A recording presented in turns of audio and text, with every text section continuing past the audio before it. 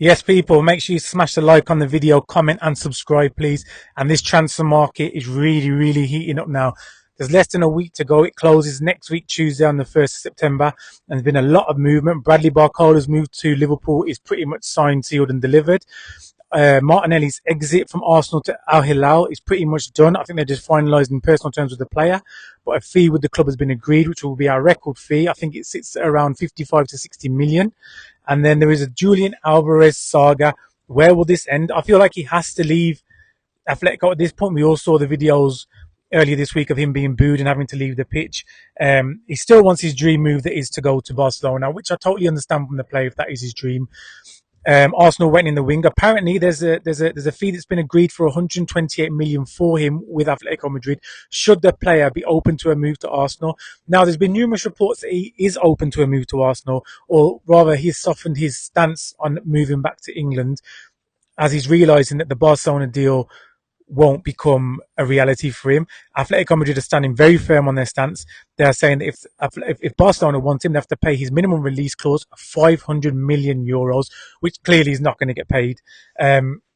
And I think Arsenal, there is a deal here for Arsenal to be done if they can get it done, and which could be a kind of deal where it's like, look, we'll sign you for 128 million, and as long as Barcelona come in and offer us 160 million and we can make someone new, in 2 seasons, you can go, you're 26 years old, you can go there when you're 28, 29, you'll still be in the prime of your career, you still have good years ahead of you to play football, and I think it'll be a win-win for everyone in the situation.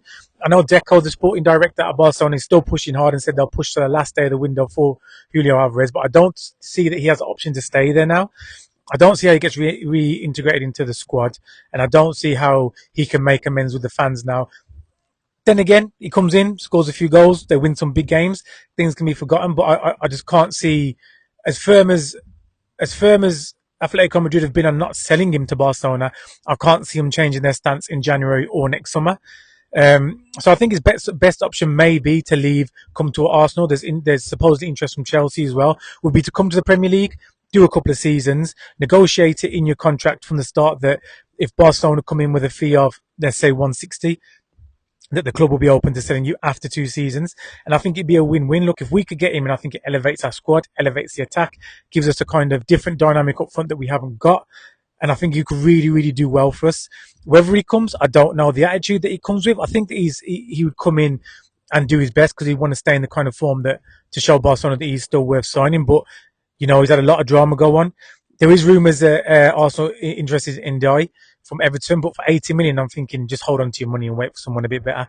People, like, comment and subscribe, and I'll be back soon.